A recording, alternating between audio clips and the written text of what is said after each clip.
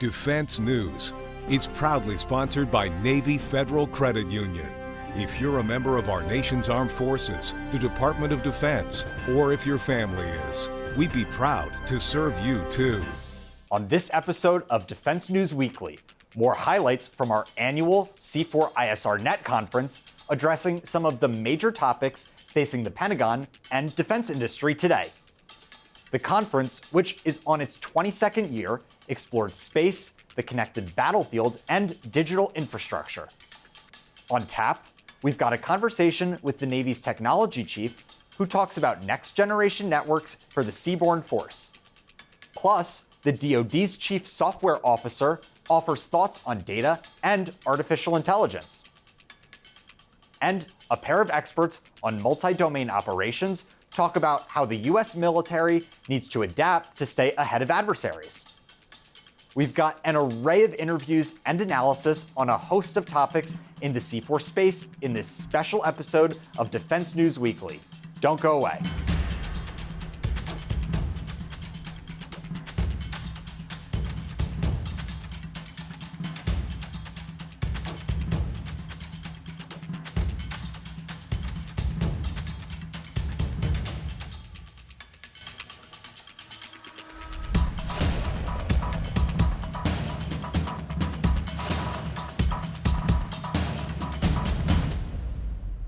Welcome back to Defense News Weekly. I'm Jonathan Lehrfeld. Many of the leading minds in the C4 space gathered online last week for our annual C4ISR Net conference, and the experts and analysts dug into a range of topics facing military and industry leaders looking to the near future. Today, we bring you highlights from that event. Up first, a discussion of multi-domain operations and how the US military needs to adapt to keep ahead of its rivals. What impact will multi-domain operations have on how American forces fight on a 5-year horizon? We invited 2 experts to explore the topic. Check it out. Let's start by talking about how multi-domain operations changes the thinking around warfighting. What really does it mean for today's military? And Matt, do you want to kick us off? Sure, yeah, I think the biggest change in our thinking about warfighting is a shift from maybe the 20 plus years of counterinsurgency that we were doing. We're shifting our focus onto the peer threats, China and Russia. And I think from the Army's perspective, from a tactical and operational level perspective, we are fighting against, what happens when you have to fight against an evenly matched opponent. And there was a lot of emphasis previously in doctrine about this simultaneous attacks, achieving simultaneity and how you do that. And we were able to build up our combat power on the borders of our enemies and kind of develop domain superiority and kind of do these very decisive attacks against our opponents. And now that's not really possible. So kind of the approach is, and we have to understand, is that small advantages can have a big impact against a peer adversary, especially as you accrue those advantages over time or you build and expand them over time. And so that's what we kind of view multi-domain operations as, is just kind of a shift in thinking that you can't just defeat your peer threat adversaries in one decisive operation. So you have to defeat them in detail. You have to do things over time. You have to look at all of your available advantages and kind of put them together in complementary and reinforcing ways. In Ukraine, the way that I've it's a bit tongue-in-cheek, but have described it as what you're seeing is a military technological revolution with Ukrainian characteristics, or an RMA with Ukrainian characteristics. So from what you see in press reporting, it's very clear that the Ukrainians are very good at combining different effects at the tactical edge. Their ability to combine those at higher echelons, I think, is a little more suspect. And I think that also goes back to Matt's point about the importance of corps or division or higher headquarters at driving integrated effects generation at higher echelons as being really important. But what we do see, especially from the proliferation of things like small unmanned aerial systems, that has provided them with some real benefits. and you've seen things like, the Ukrainians have talked openly about how important things like Starlink are and that their ability to command and control. So you're seeing it's probably not the way the US would do it. It's not across all 5 domains simultaneously. It's very much a bootstrapped approach, but it's effective. So I think in a lot of ways we can glean things about the importance of tactical flexibility, about agility, and about the unique combinations of capabilities that produce asymmetric effects from the Ukraine example. One of the problems, of course, with Ukraine is that when we think about, for the US, probably the pacing challenge in the Indo-Pacific, some of those insights are going to be relevant, others aren't. So it's important always to not over-index on what we learned from Ukraine, take the right lessons away, and then move forward to a broader set of challenges for the US. Andrew, I'll go back to you it looks like we have a follow-up from one of our viewers on something we discussed earlier. She asked, why are communications going to be degraded over the next 5 to 7 years? I think that communications are going to be degraded because the ability to fight in a networked integrated fashion has been identified by our adversaries as one of the key advantages the US military has. The ability to deliver fires on demand and large volumes of those in an integrated fashion enabled the US to roll up what was then a relatively advanced air defense system in the Gulf War. So if you take that as a jumping off point, and if you are China or Russia, you look at the way the US fights, you identify that as a advantage, and you work very hard to disrupt it. And we have people on our side working very hard to maintain it. But when your adversary is as focused and as capable as the PRC appears to be, you should not take it as a given that you will have the same degree of comms freedom that you had when that domain was not contested.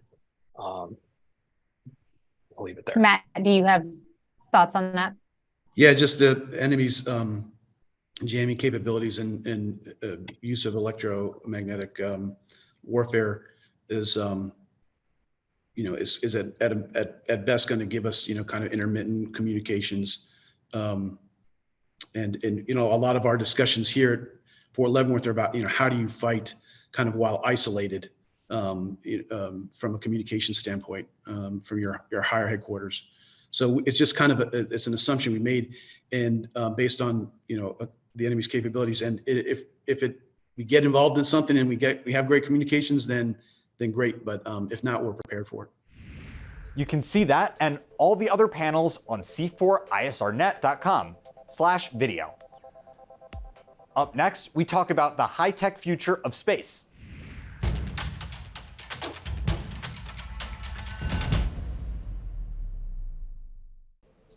Welcome back.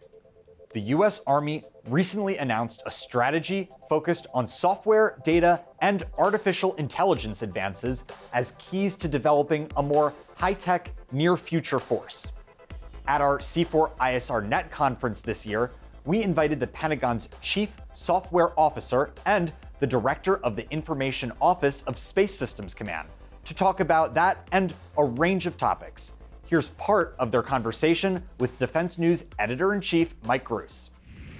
I had a couple questions where I wanted to take a step back, and you guys have both spent a lot of your career in DoD IT, but to talk about where have there been philosophical shifts over the last, you mentioned 4 or 5 years. What are the things that are possible now or that are talked about now where even a couple of years ago, it seemed like, hey, this is never going to come to reality because I think so much of what happens, particularly in DoD IT, is one, there's a comparison to the private world, to the commercial world, where it feels very, very different, and also I think there's maybe turn of the screw sometimes improvement. So I wanted to hear from you both, where you think there have been these big shifts in thinking compared to where we were certainly pre-pandemic, but maybe even a few years before that. So yeah, I think there's at least 2 big ones that I'll highlight. So One is the transition from net-centric to data-centric, right? So we're moving from our notion of operating within a large perimeter network defense model. We're moving now to zero trust. We're moving to now manage data as a first-class citizen within the environment. So that I think that's been a major shift in how we as the department are approaching where do we need to be from an overall perspective, and what does that enable from a JADC2 perspective, where we're now starting to say, as we focus on data and zero trust and interoperability, we can now achieve much greater interoperability, much greater synchronization and collaboration across not just the U.S. military forces, but with our partners and allies as we move forward.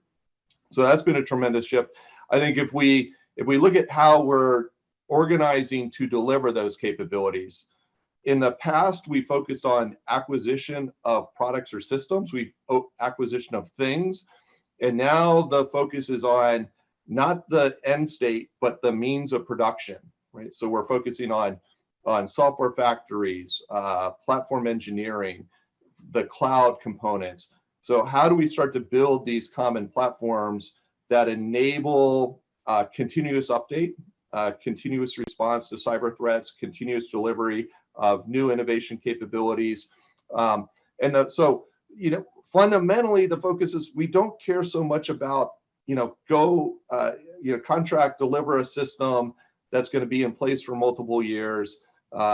We are now engaging with our industry partners where we're starting to build out together the supply chains, the continuous integration, continuous delivery platforms as combined assets, as critical first-class citizens within this future environment that are enabling us now to deliver ongoing continuous enhancements into those production environments. So we're seeing this whole blending of development and production into a single environment supported by software factory ecosystem that's given us this tremendous agility to move forward. The discussion about build versus buy has been very, very prevalent lately, and I'm a very big proponent of buying. Like, why am I reinventing something industry already has in place that we can take advantage and leverage? And so that discussion, I'm happy to see. A lot of people are trying to more adopt it. There's still a lot of how do we make sure it still is secure to the standards that we have? So I try and encourage industry to understand our requirements of those kinds of things while they are developing or building early, so that they can meet the needs of the government, as well as the availability and the resiliency and all of those things too, if they want to work in our space. But I see industry is eager to do that as well. So there's a lot of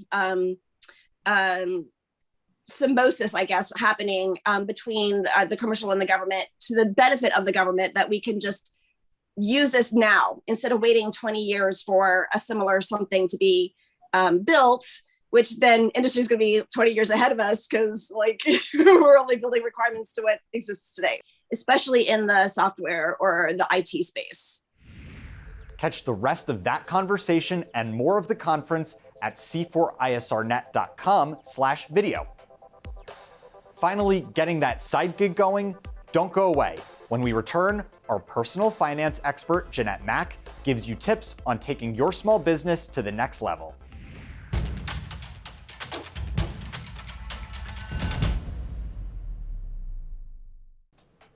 Welcome back. On this edition of Money Minute, Navy Federal Credit Union personal finance expert Jeanette Mack gives you tips on taking your business to the next level. Small businesses are the economic powerhouses of America. As a matter of fact, Forbes says small businesses of 500 or fewer employees make up 99.9% of all U.S. businesses. And despite the economic ups and downs of late, a recent study done by Keep said small business owners are still profitable and optimistic about the future. So if you're trying to take your business to the next level, recommit to it. Invest time and perhaps finances so you can realize your business goals. Spruce up that business plan. It's your roadmap to increase profitability and success. Clarify your strategy, identify roadblocks, decide what you'll need, whether it's more sophisticated marketing, new technologies, or finding efficiencies. Then evaluate your costs, your need for capital, and your idea of growth and how fast you want to do it. Once you've finalized your plan, talk to a trusted lender. They'll guide you to the products that'll help take your business where you want it to go. Also, check out SBA.gov for info on raising capital. And finally, know you've got what it takes to make your business everything you've dreamed of. Thanks, Jeanette. We'll see you next week. To get more coverage of military and defense topics, aim your surveillance satellite at Army, Navy, Air Force, and MarineCorpsTimes.com, as well as DefenseNews.com and C4ISRNet.com. And to be the smartest and most well-read drill sergeant in the barracks, sign up for our Early Bird Brief newsletter, which I compose each weekday morning for you. It's also in audio. Check out the podcast version, which I host out each weekday. You can find it wherever you get your podcasts. And if social media is where you get your headlines, follow us on YouTube, Facebook, Instagram, and Twitter. And stay tuned. When we return, we see how the Navy is looking to run a secure network at sea.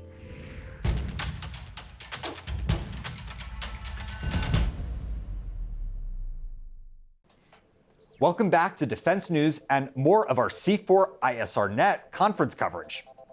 How can America's fighting forces ensure that communications of the near future are reliable, secure, and dependable when adversaries are always trying to break in? Reporter Courtney Albin talks to a senior Navy technology official on how the Sea Service is looking to run a secure network. Have a look.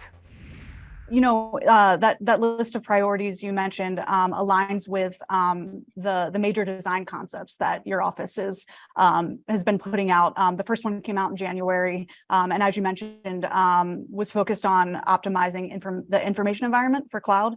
Can you tell us what that means and what you're doing specifically to get after this objective? Sure. So the first thing I have to do is define the information environment. When we talk about the information environment, we're talking about it in the context that DoD talks about it.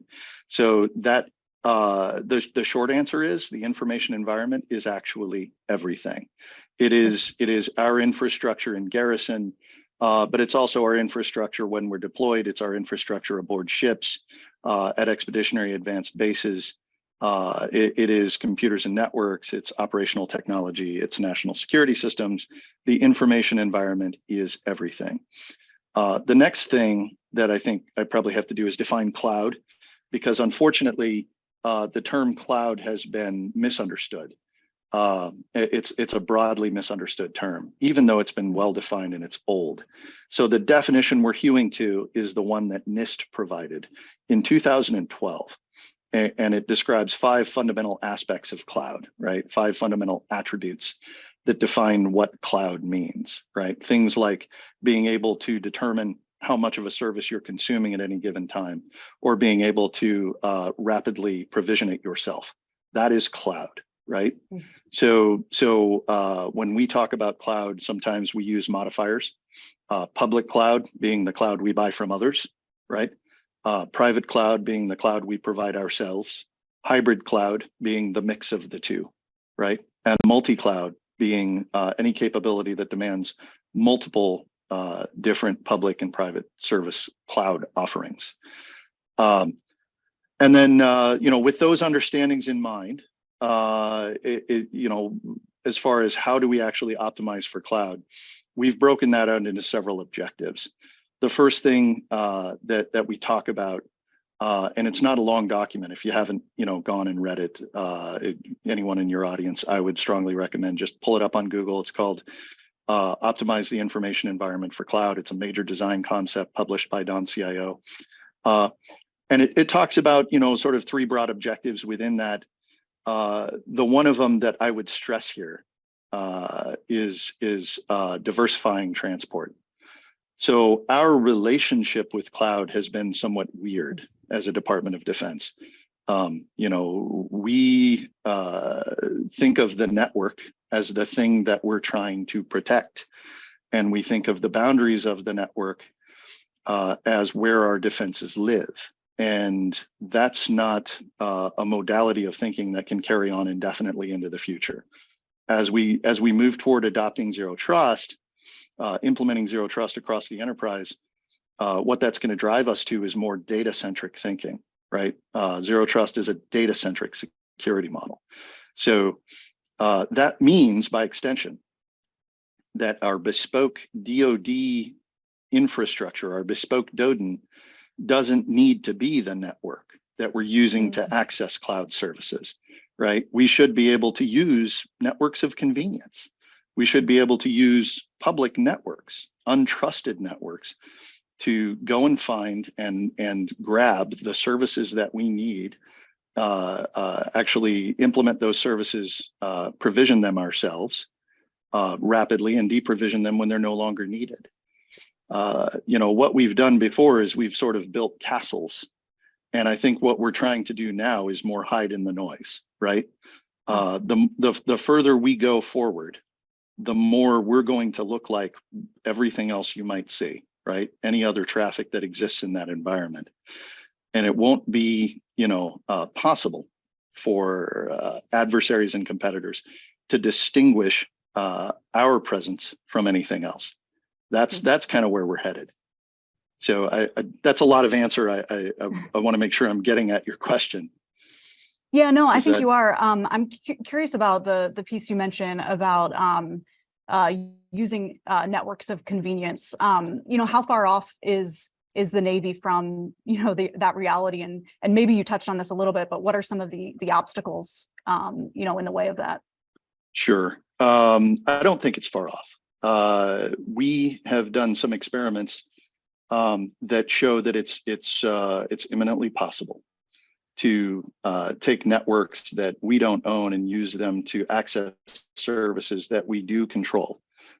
So the Navy's flank speed environment is an Azure tenant inside Azure sort of MilCloud environment.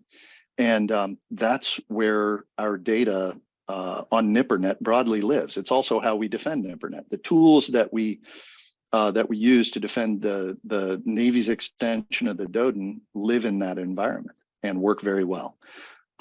We also access those services from untrusted networks today. More often than not, I am actually accessing flank speed from a personally owned device in my home, not using a VPN, not connecting to the DoDN, but connecting to the services that I need. So that is in production, in operations for 500,000 people today. The part that is probably further off is the closer we get to the tactical edge, the more challenging it is to make broad scale changes to systems and networks, right? Their designs tend to be more static and somewhat more brittle. And so, we have to apply a thoughtful approach to how we begin to use networks of convenience to do increasingly difficult and increasingly important things the closer we get to the forward edge. If you liked this and last week's discussion on C4 related topics, there's a lot more from the conference, and you can catch it all at c4isrnet.com/conference. That's all we have time for this week. Please visit us on militarytimes.com and defensenews.com for more coverage. Thanks for joining us, and we'll see you next week.